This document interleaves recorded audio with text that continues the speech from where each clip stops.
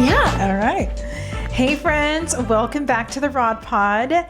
Today, it's myself and my daughter-in-law, Anna. So brother is not with us today, but we're just going to get right into it. So, you know what? We should probably pray. Yeah, let's do it. Okay, let's pray. Father in heaven, we ask that you just guide and lead our conversation and let it be to the glory of you. In Jesus' name, amen. Amen.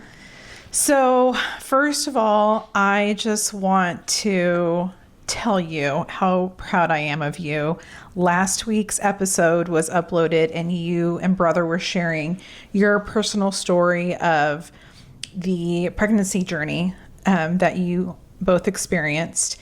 And, you know, I know from experience that it's a lot. It's a lot to talk about, but then like it's a whole nother level to share your story like publicly with, you know, people that you don't even know. So I wanted just to tell you that I'm so proud of you, because not only I know that it's, you know, as you talk about it, it's healing for you, but you also have the potential to help someone else heal in their journey too. And that's why we wanted to talk about it. So it means a lot to hear you say that. Your strength is another thing too that I've been so grateful for, in your guidance with it. Because I know you know what it feels like. So I just really appreciate that. I really appreciate you being here for both of us and your constant love. So both brother and I are so grateful, and thank you for saying that. It meant a lot to me. So yeah, of course. If our regular listeners / watchers have not caught on already, that's one of the reasons myself, my husband, and our youngest daughter, Annika, moved to Arizona so quickly to be with them, because we weren't here for them to go through that. And, you know, that was God's timing. But we so desired to be here with them and to walk them through that. And although, again, it wasn't God's timing for us to do that with them, we got to do that when we arrived. So, yeah, and it's just interesting, because when, you know, hindsight looking back, I remember when I first gave my life to the Lord, and all I kept thinking about was, okay, I was like 20 years old. Brother was like 6 months old. oh my goodness. And all I kept thinking about was when poop hits the fan, right? When life is lifing, right? Yeah. What is he going to do if I'm not around? And who is he going to run to when, you know, stuff happens and I'm not here? And so again, it was such God's timing that when everything unfolded for you guys, that Pops and I weren't here. I mean, like, we physically still are alive, obviously, but like, we weren't physically here in the same city, same state as you. And like, the Lord, I see hindsight, he wanted you to run to him with everything. Yeah. And, you know, not mom and dad, not your parents, not us.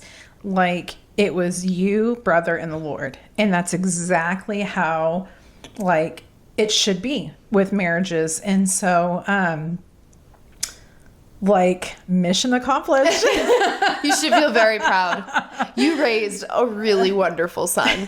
Like, a really wonderful. I was talking to my dad today just about, I mean, it was a goofy thing, but I was getting suitcases and I injured myself. I slid and injured myself. And I text Anthony and he responds, or brother, and he responds with, dude, in all caps.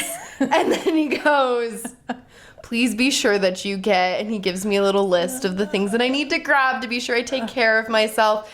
Then he checks in, have you eaten? Like, he just, I can tell no matter what, he cares so deeply about me, and he does that with everyone. Like, it's not just me. Well, I mean, I know I'm his wife and he has a deeper level, but in general, he puts everyone first. Yeah. He just does. And I know it's something I've gotten to see from both you and Pops, like, and that's how he is.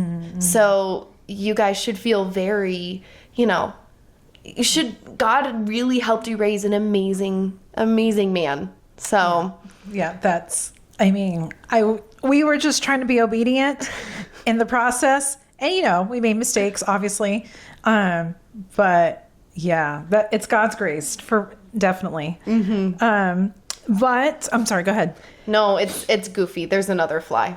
And it's in here, and that's irrelevant, but if you guys see us swatting, it's because it's fly season here. It is. For some reason, they really want to hang out. Yeah. So sorry, I'm already teary-eyed, and so at the very beginning, and then it doesn't help, I actually put makeup on today. I was going to say, you look very nice today. I love the dress. Mama G is looking good. She's wearing the dress and the shoes. And I did see you put some mascara on. You look beautiful. I do, but what was the point of that if it's just going to run, right? Oh my goodness. I'm going to go turn on the fan real quick. Yep. So moving on, what I really wanted to get into is your school year and tales of a teacher. Oh, do I have tales for you? Yes, I know you do. This is your 5th year teaching? I just finished my 5th year. And what is maybe 1 or 2 things that were different this year than the years past? I said it in the previous podcast, but I'm just going to keep saying it. Biggest thing is my teammate. My teammate who has been... Can we stop for a minute? I'm sorry. Let me get you a tissue. Yeah, let me go to the bathroom. Okay. Sorry. You're good. I feel like my eyes are on fire. What happened? I don't know. I'm hold on. If I stop it, does it pause? Or should I just keep it rolling? Just leave it rolling. Okay. He's probably like, oh my gosh. Babe, you're gonna have to edit this out.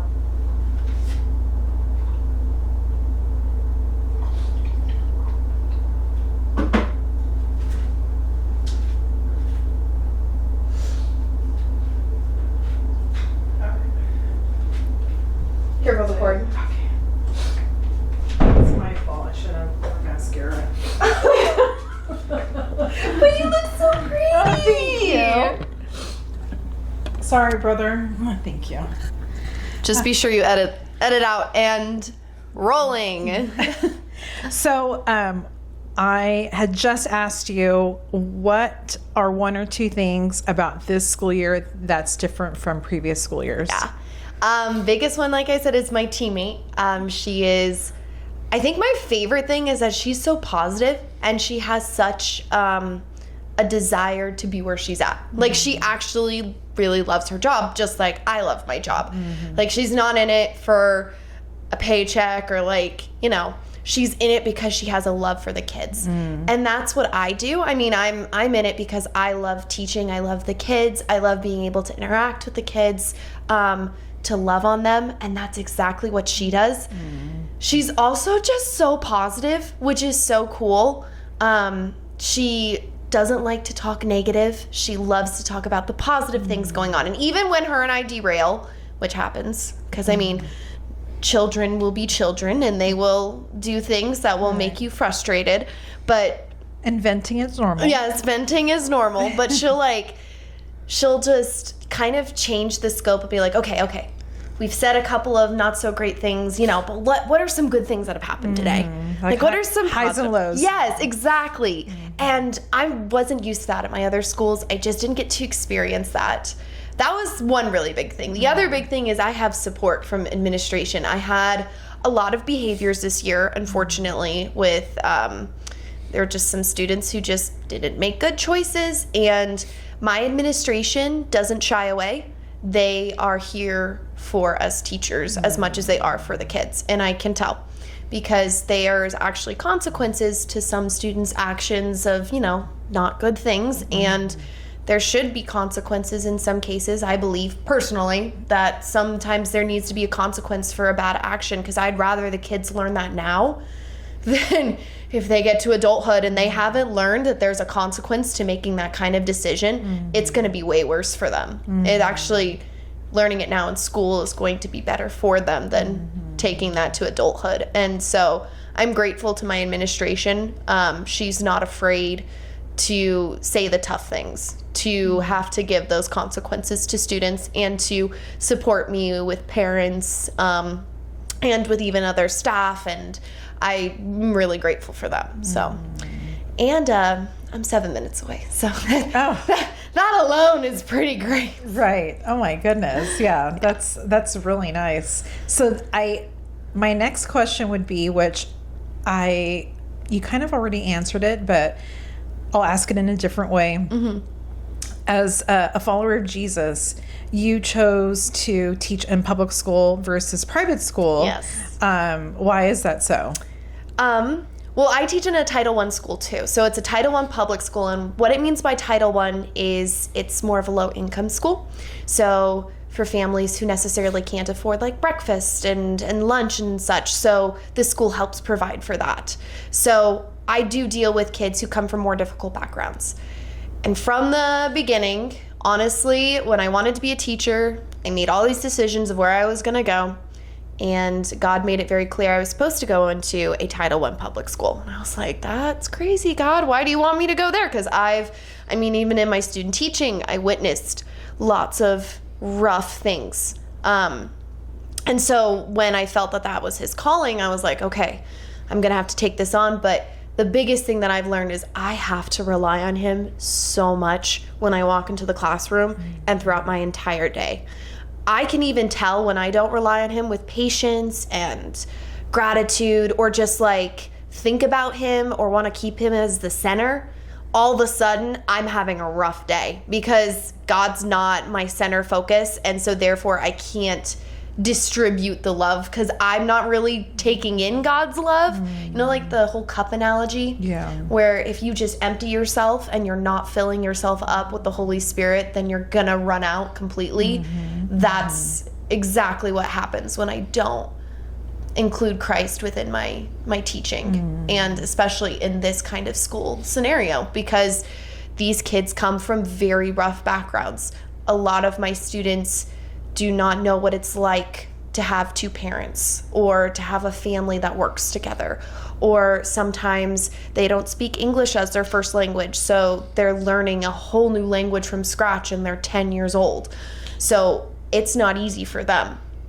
And I've come to the realization that every time that I don't, and I'm not perfect in any way, because there are days where I'm very impatient and I'm not a great teacher. I can feel it. And I always know, I'm like, after the end of the day when that happens, I'm like, man, it's because I didn't put God first. I did not think about him. I did not look to him. I kind of tried to take things on my own. And especially because I'm so set on a schedule and such, when things don't work out very well, I get really overwhelmed, and then I'm not even relying on God at that point, and I just want the day to end, and then I come home tired, and then I sit there and I think, wow, I didn't invite God in. I kind of just tried to do it all by myself, and it was bad. It didn't go well.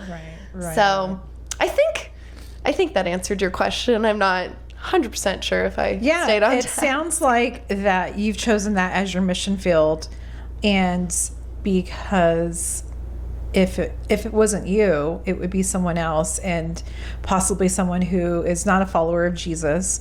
And although you can't openly speak about that, I know that your walk, your example, the way you speak with the children, is your actions speak louder than any words, anything you can say. And so, I want to tell you also that I'm proud of you, because you are evidence that someone that was not raised in that type of environment. You weren't raised in a Title I, school district. Yeah.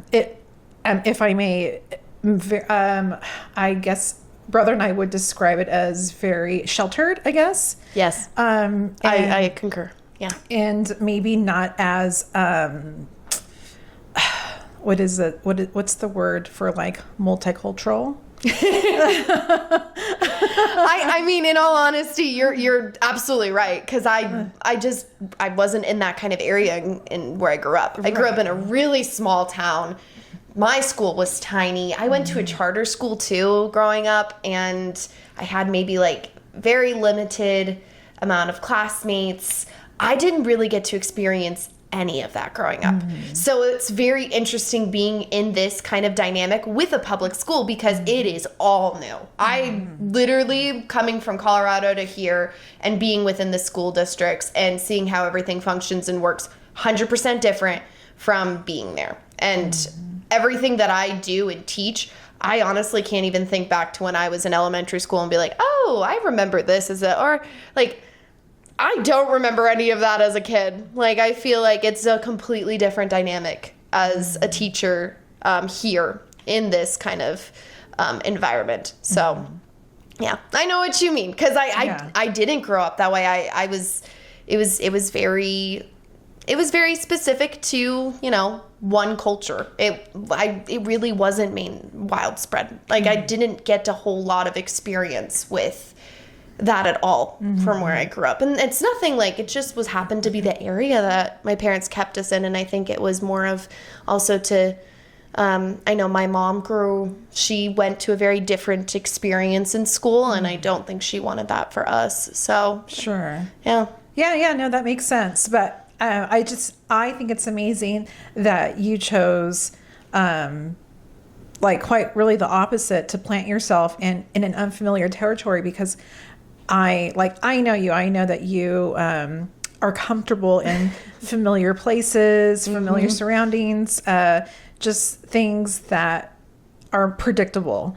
And going into that type of environment is very unpredictable because you don't know what you're going to see on a daily basis or what, just even the fact that there's, you have probably maybe 1/3 of your children, English is not their first language. Yeah. And so that's a very interesting dynamic as well. And it's even more interesting because that's something now known throughout Arizona in most schools. There's a lot of kids who don't know English first. So they're wanting to put a new requirement on teachers to be sure that they understand how to successfully teach English as a language, even for the older grades. Because for younger grades, of course, they have to learn how to do that because when you start in kindergarten, you don't know how to read. But when you get to 4th grade and 5th grade, you're expected to be able to read. And I'm coming across lots of kids who didn't grow up with English as their first language. They kind of, unfortunately, got pushed through all the other grades because they're like, oh, English isn't their first language, so they have to keep moving up. And so there's just things that were missed along the way. And or they move, say that they lived in a different country for a while and then they all of a sudden are here. And so at the beginning of this school year, I had a student who only spoke Spanish and I had to go all the way back to basics. We started with the alphabet, the letter names, the sounds, practicing how to write them, and then like combining words. So like consonant, vowel, consonant, we call them CVC words, but they have to learn like after they've learned all the sounds, they're like, oh, cat is k. Act. That's a consonant, vowel, consonant. Wow. So then they have to learn that. Then they have to learn diagraphs. And then the English language is hard. It's not easy because there are some rules that like make a lot of sense. And then there are some that make no sense. And it's very hard to kind of, especially a child who's doesn't experience that at home either because they don't have parents who speak that at home. Right. So the only experience they're getting is their friends at school and me. It's the only time that they're hearing English. So it's definitely a very different dynamic because I didn't grow up ever experiencing anything like that. So it's also funny that, I did not choose to be in this position at all. I think God loves making me uncomfortable because I think it puts in perspective that I need to be reliant on him because I get put in uncomfortable situations with this job constantly. And if I didn't have God, I don't I know for a fact I wouldn't be able to do it. There's no way. So, because he made it very clear he wanted me to be in a Title I school, and I did not want to do that. Wow. Because otherwise, I mean, I think like most of us, if things were easy, then we would just be on cruise control, and there's really no need for God. Yeah. And so, plus, it's so neat that despite like, you know, there's challenges obviously, but you have been able to see yourself overcome those challenges and grow over not only the last 12 months, but over the last 5 years since you've been teaching. And so I don't know if you have stopped to reflect how much you've grown, you know, as a person, as, you know, as a teacher, and that, you know, give yourself some credit, you know, if you haven't already, you know, that I think we are capable of more than we think we are. And so, so I just want to tell you, good job. Thank you. Words mean a lot, so that's very kind of you. I super appreciate that.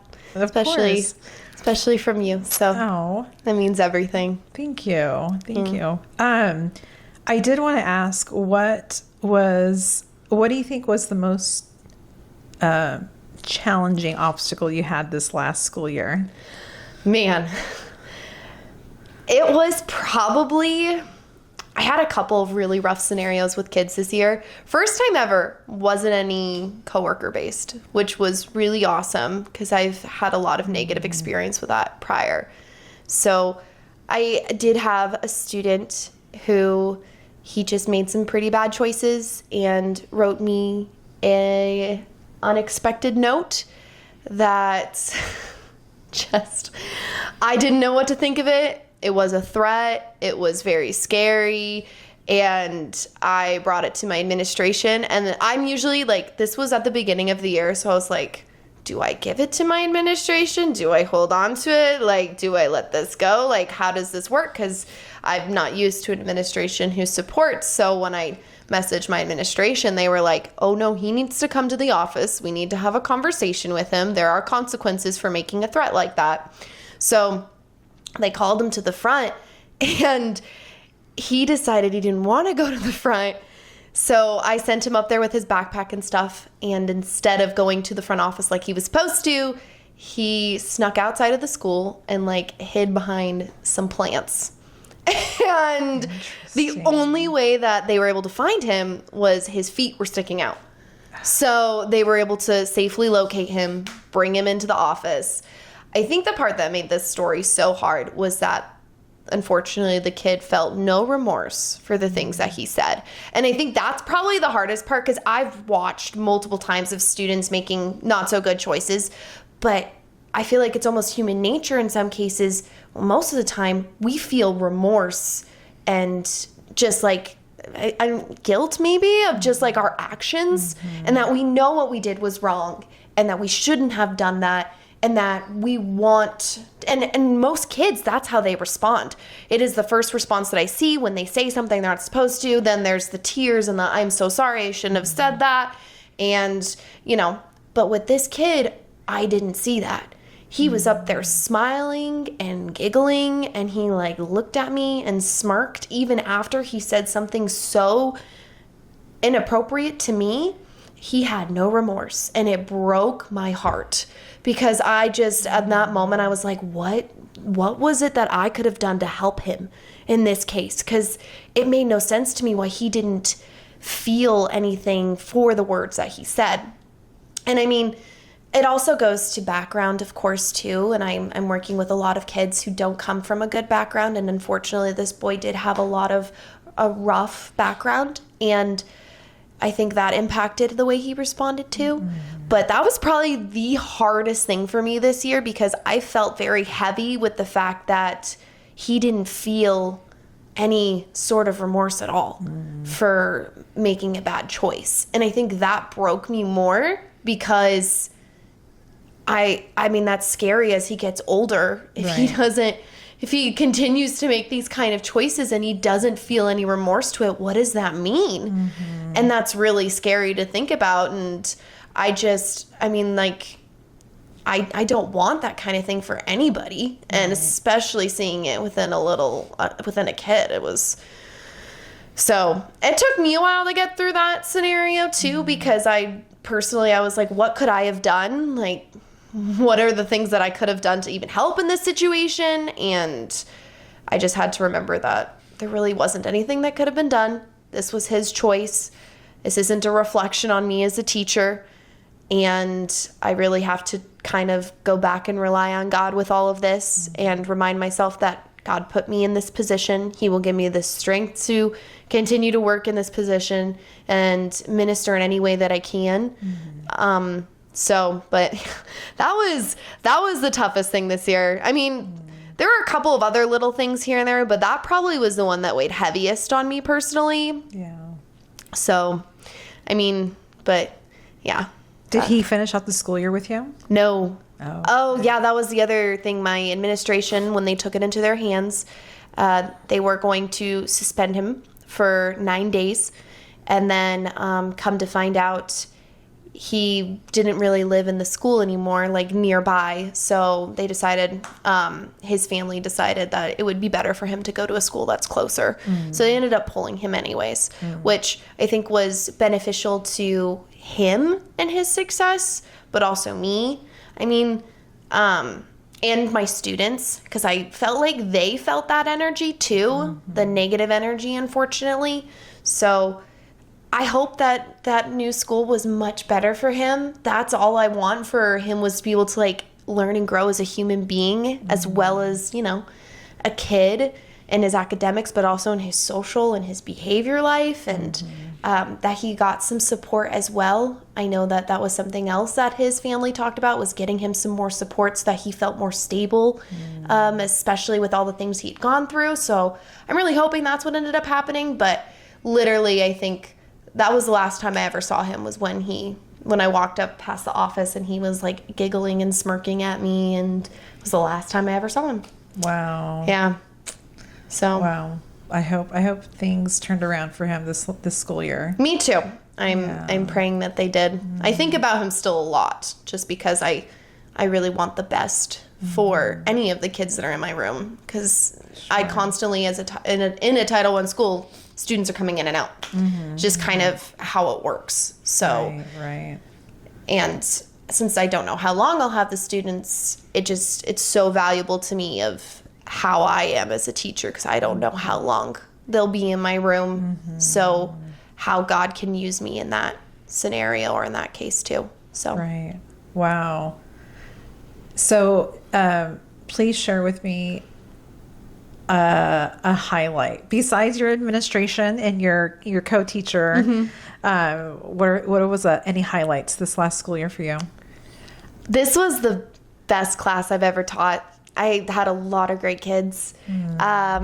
Favorite things were just like, they were excited to be at school. Wow. I mean, you're going to have the few who are like, I don't want to be here. Right. But majority of my class was excited to be there and excited to learn. And we would get in a routine. They would do really well with my routine. They enjoyed the different things. They would get excited about the different things we were learning.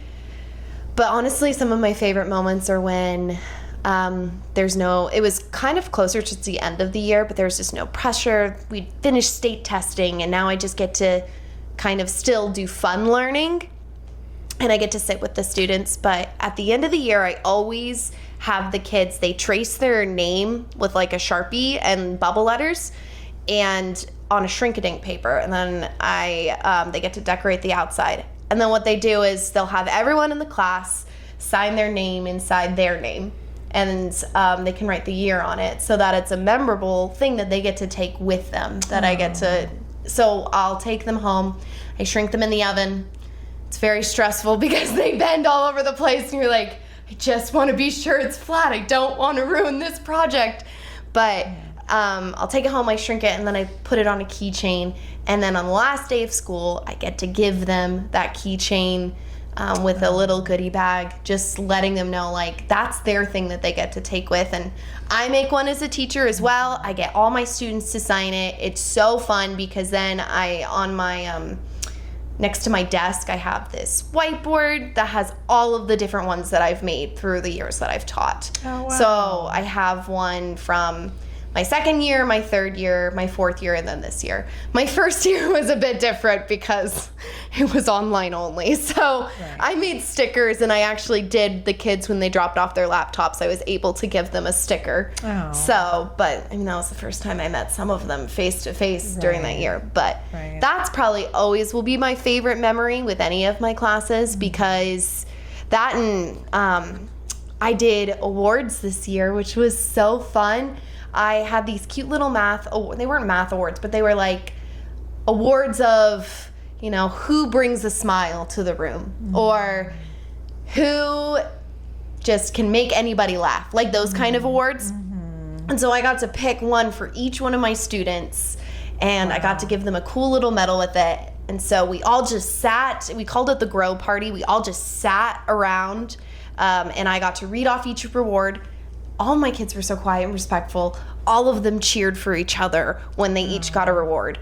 And it's so cool. I got to take a great picture with them at the end, and it's my favorite memory because I have all my students there. They're all wearing their medals, and they're smiling. They're holding up their awards, and I just now get to keep that with me. And those are like the times where I remember, I'm like, wow, this is why I love teaching, because I get to experience this kind of thing with these kids. I get to celebrate with them as much as I get to teach them as well. I get to celebrate the highs, even the lows. I get to be there for their too, and to guide them through that.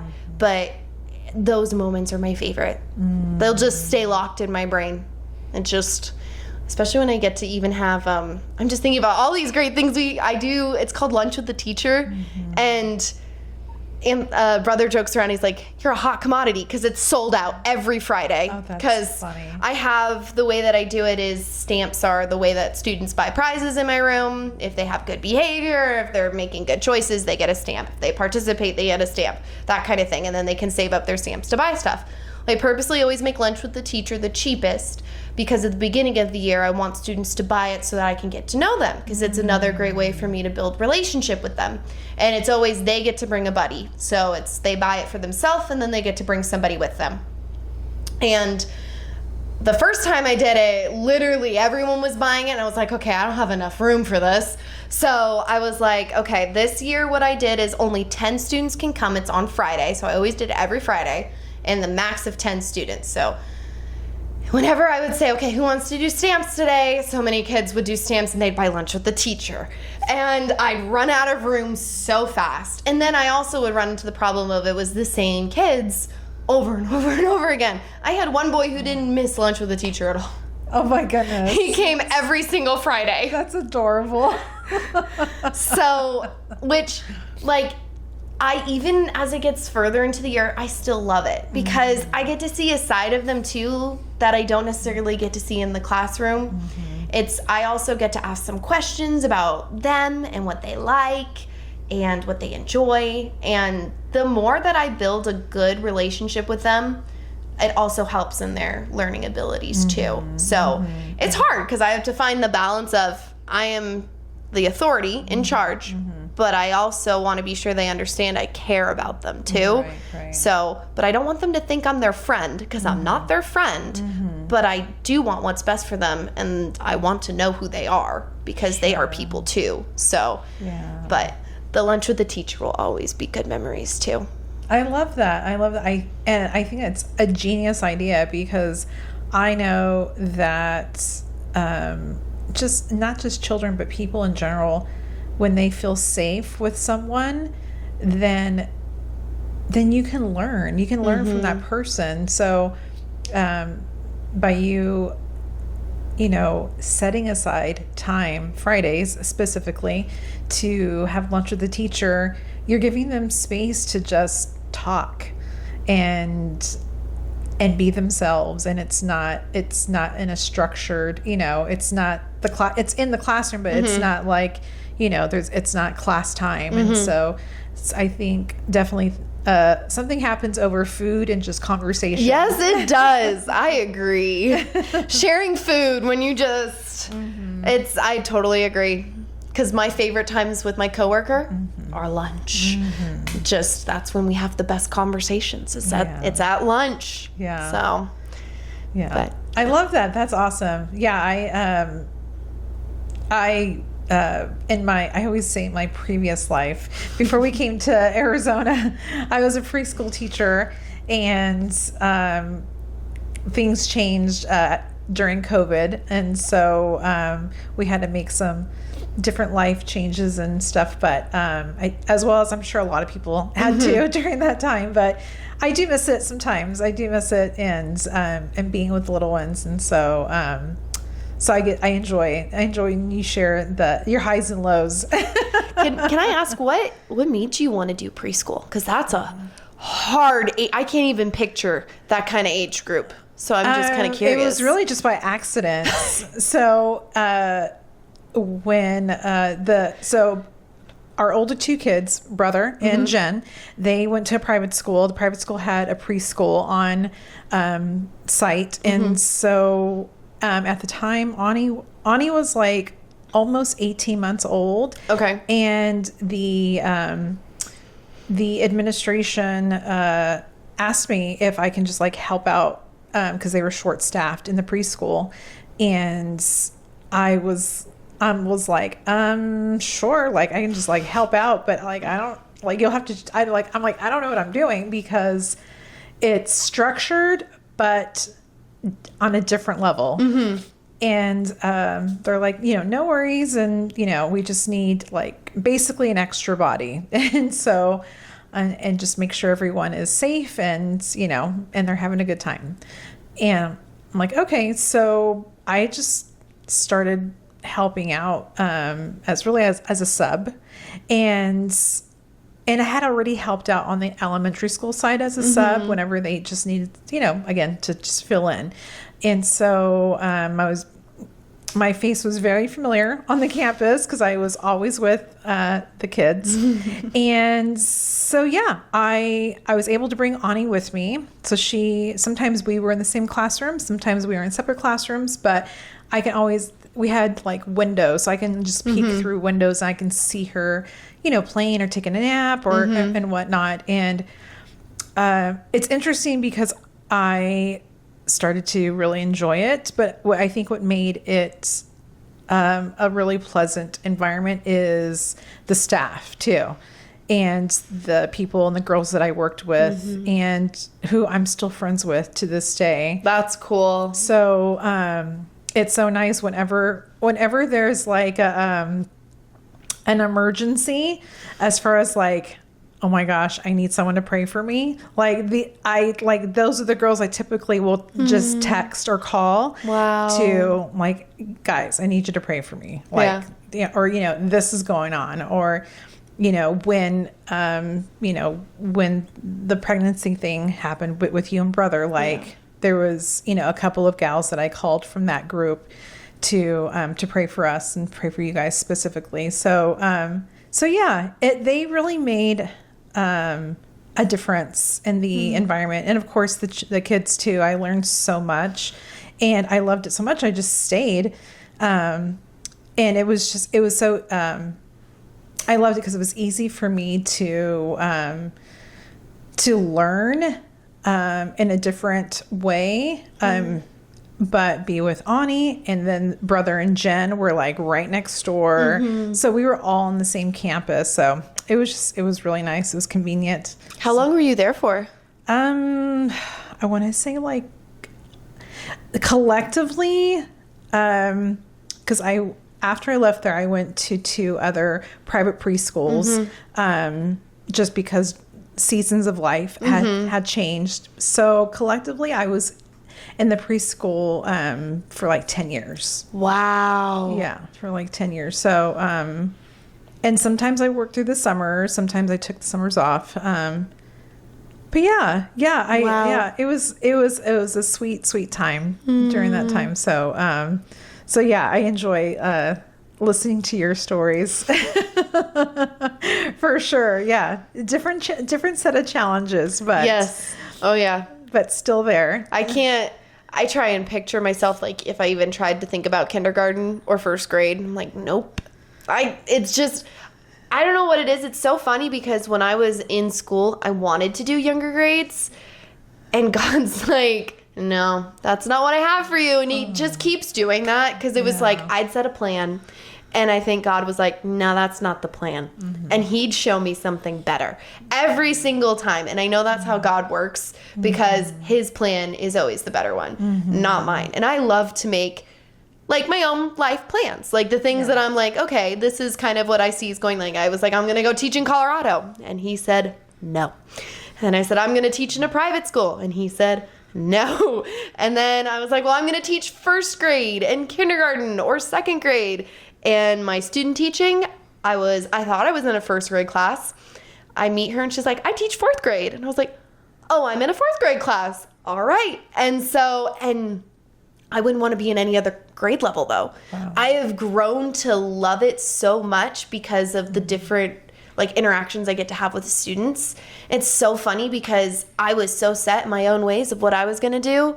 And again, God was like, no, I got something better every single time. And it's really cool now. I get to look back in my life, especially with what I do now for a living. And I mean, I hear it all the time of like, wow, you teach? Props to you and kind of thing. And I mean, it's like, as much as it is that I love my job, it's also like so greatly, I can't stress it enough of how much I need God. I don't know how I could do this, even be in this position without him reminding me why he put me there. Because it's so, I look back at everything that in college and how things went down, and it's so obvious that this is where God wanted me to be. And even I've worked really hard struggling with finding the right school here out here in Arizona. And that has been a journey in itself, but God has continued time and time again to just show me which one is where he wants me to be, but also reminding me that even the schools that I was with, like that he still used me to make an impact, a positive light for the students that I got to teach. So even though I didn't have a good experience with those schools, I know for a fact that God still used me in those schools. So, and it's cool to be in a place now where I can see that, because I know at the time, and I do pray for that with, everything that brother and I just went through with this, with the pregnancy, that I will see God work.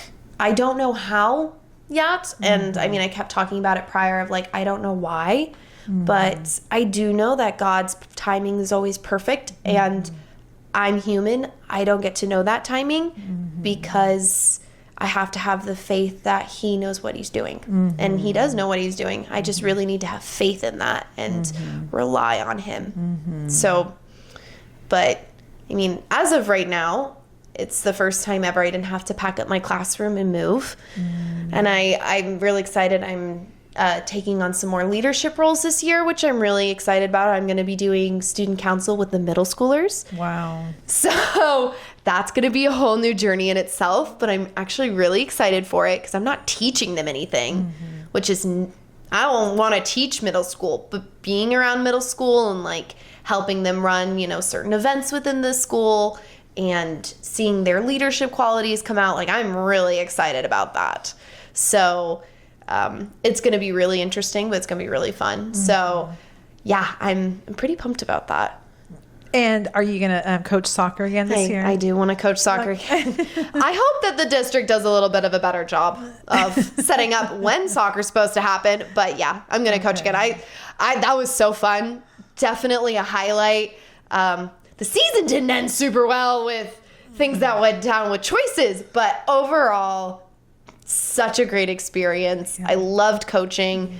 I'm hoping that we get to have a co-ed team this year, that there's enough girls and boys who want to play, since we only did all boys last season, and it just was chaotic because it was the first time the district had even done soccer. So it was just a whole thing. It was a whole learning process for them and me.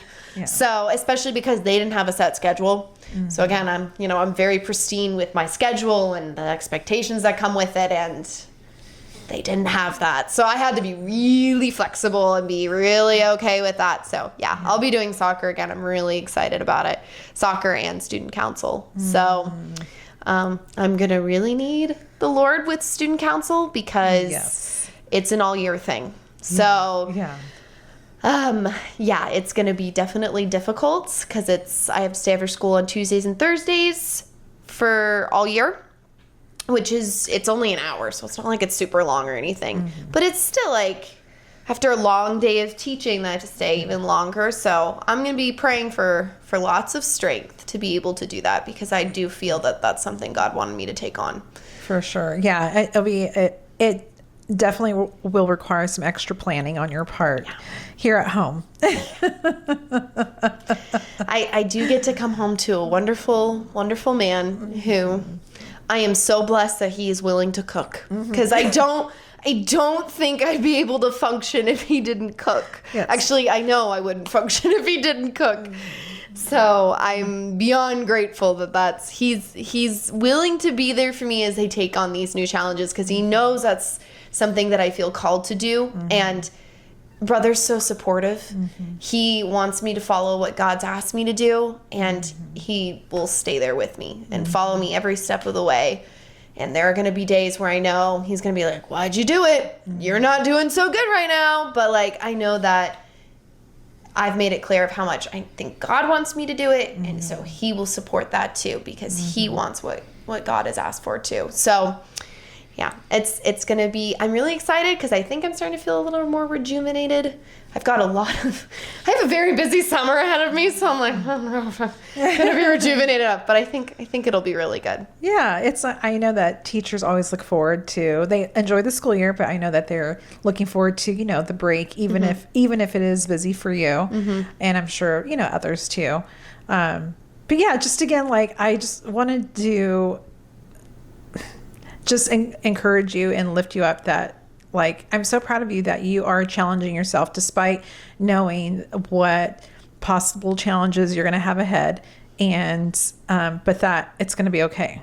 It's going to be okay. But that you are challenging yourself, because you've never done student council before, and and you did worked with middle schoolers for a long period of time. Yes. So that's a whole nother commitment, that you're undertaking. And so, I just want to encourage anyone else that is, maybe on the fence about trying something new, maybe in their current positions, or maybe a completely different career path, maybe starting your own business, whatever that looks like, just do it. Just do it. And, things are not going to look pretty. No. By any means. And, there is going to be challenges. And I think sometimes when there are challenges, then we start questioning our life choices because we think that it should be easy. But it's not. Life doesn't work that way. No. Just, nothing is easy. And the rain, I don't know if this is a proverb, or I don't know where in scripture this is at, but I know that the Bible says that the rain falls on the just and unjust. And so, life happens, to everyone. But who is walking with us through that process makes all the difference in the world. And so, absolutely. So yeah, if anyone's just kind of like on the fence of doing something, I would say do it. Just do it. I mean, like, to piggyback off of that, like, in my experience, when I've had to take on those new challenges, I've had to rely on God because I'm uncomfortable. And every time that I'm uncomfortable, I get a whole other deeper level with him because I realize I can't do it on my own strength. So, and that's something that I think comes with taking on those new challenges. When he asks us to do something that is not something we want to do, or we're like, oh, I don't know, I'm feeling a little uncomfortable about that. I'm going to stay in my zone here. Yeah. But it challenges our faith, and it challenges us as a people, and allows us to grow in him when we take on that challenge that we didn't think we'd be able to do. And then he gets to come through, and his light and his glory shines through. And it's just, it's so cool to now, I look back on anyone that I've known, I think about you and Pops a lot when it comes to this. I get to see with brother, oh my goodness, his work story is my favorite to even think about, just because of the way that everything had to come for him to be in the position he is now. It's just, there's no way. And he had to put himself in very uncomfortable positions to finally get to where he is now. Or, I mean, I even think of my dad and his business and the uncomfortability he's had to do of trying to create that, but really rely on the Lord with the finances and believing that God will provide. And it's really, I mean, like, taking on those steps is so scary, but there's so much that God will do with it when you take that leap of faith with him. Biggest thing is like taking the leap of faith with him, because if you do it alone, it's just, personally, I've never experienced, I haven't had the opportunity of where I take a leap of faith, and if I do it without God, it stinks. Like, it just, and I've done that, and it just doesn't end well personally for me. So but I think the challenge of trying something new is embracing the season of suck. Honestly, that's a good one. Because it's just at this point in my life, it's inevitable when you're trying something new, whether it's a new job or it's a new church or whatever it is, and maybe a new friendship, and there's just going to be a season of suck, because, like, again, life be lifing and stuff happens, and it's just like, there's so many unexpected things. It's tough. It's tough because you want to try something new, but you might be thinking, but what if this and this goes wrong? Yeah, it may, but it may not either.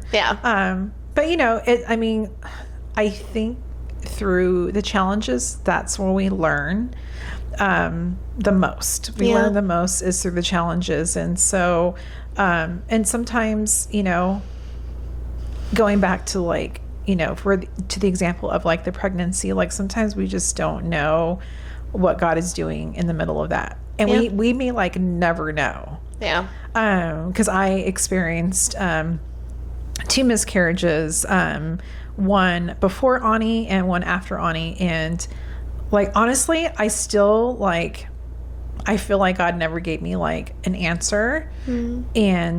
But all I know is that I'm able to hold space for someone else like you and other friends or family members who have experienced that, and to just have empathy for what they're going through, what they're feeling, and just know that, like, it's okay to grieve. It's okay to grieve, like, and I don't know if you fully ever heal from that, because I feel like I haven't, but maybe that's not the point. I don't know. I know this is completely different. Like, we've kind of, like, gone. It's all right. We're zigzagging. It's fine. Yeah, it was totally zigzagging and stuff. But the whole point is that we just want to bring you encouragement with just life happens, right? Just life happens, and we have to just continue to trust that God knows what He's doing in our lives, and that He knows what's best. And although we may not ever understand what the full picture looks like, okay, God, I'm going to trust you anyways. I don't know what this is going to look like, but I'm going to trust you, and I trust that you're going to give me the wisdom that I need for this day. Like, give us this day our daily bread. Show me what. I can't predict what's going to happen, tomorrow or next week or next month. But based on the circumstances, like, just give me the wisdom to know what to do, like, today. Help me to be kind today. To be patient. Today. Yes. Yeah, for sure. Let me check our timing. Oh, we have like 5 minutes. Oh, wow. Okay. Yeah. And so, my whole topic is I wanted just to, ask about your school year, what it is like, you know, being a teacher in this area. And do you have any questions for me? Well, I can't ask you any other questions because we only have 5 minutes. So Yeah, that's true. Yeah, we don't want to go too. I almost want to open up a whole other topic, and I can't. Yeah, we can't go. That just means we're just going to have to do another one where we're going to have to be able to ask more of those kind of questions. Because I am super curious to know more about what you experienced as a preschool teacher and the different challenges you faced. Because I know for a fact it was probably very different from the challenges I face. Yeah, for sure. Especially with the age group and just the things that in your school where you were at and such. But I think it just depends. I mean, kids, because I was mainly with like 3s and 4s, and generally kids are kids. And it's almost, you can almost predict, you know, what their curiosity is, what behaviors they're going to display. But what makes a difference is the staff. That makes all the difference, is having a supportive staff, and that everyone wants to be there. Because working with young children has its own set of challenges. And so if your staff doesn't really want to be there, and you're not paid, like, you're not doing it for the money. Yeah, definitely not doing it for the money. And so if someone's there just to get a paycheck, it's very obvious and sad at the same time, and it just does not make life pleasant at all. And so if your staff, even if it's just one person causing division, it's like has ripple effects for sure. So the kids are fun. Like, kids are fun. It's working with grown-ups. And I think that's I say that all the time. And I think that's why I stayed in preschool for as long as I did, because I'm like, kids are easy. Like, this is fun. Like, I get to just be silly. I get to be silly with kids, and I get to see their growth and share that with their parents. But sometimes adults are stinky. Yes. That's a very nice way of saying that. Yes, they can be very stinky. Yeah, for sure. But I do work with adults now who I realized are just really giant preschool kids. It's so funny. So you can use some of the things you learned there to imply here. I do. Wow. Sometimes they use some very choice words in language, and I have to say, can we not say that? Or can we say something different? It's honestly, I'm really impressed when I hear that you have the confidence to do that, because it is a lot scarier to have to say or stand up to an adult than it is a kid. Like, a kid, it's like, you know, you shouldn't be doing that. Like, you're growing, you're learning, whatever. These are adults. They already grew. I mean, we're all still growing as people, but like, they're full grown. Like, it's not like their brains are developing anymore. Yeah. So when I hear that you have, it's just really cool. Like, it's something I want to take with me, to have the confidence to make those kind of stand up kind of, because I find myself intimidated by adults. Yeah. So boundaries. Setting boundaries, and that could be a whole other topic, because that is something that I know personally is very hard to do, and I've watched you do that, and I'm really proud to be able to see you do that. It's been a great thing for me, great wisdom for me to take on and apply as well in my job too. So yeah, for sure. I've actually adopted that from Pops. Pops was of course. He was the first one to. That doesn't surprise me though, because he is really good at setting boundaries. Yes, he is. And it just depends on the context, of course, because he will do anything for his children. But when it comes to being respectful, that's like a very high priority on his list. And so, And with that said, I think we're ready to close. And All so, friends, we thank you so much for joining myself and Anna on this podcast. If you would like to reach out to either one of us for prayer, encouragement, even if you just need someone just to listen, like her and I definitely have that gift to just listen and not give any response at all. And so unless you want us to, we can always give our 2 cents as well. And so we just pray that you guys have a blessed week, and we will see you next week. Bye, guys. Bye.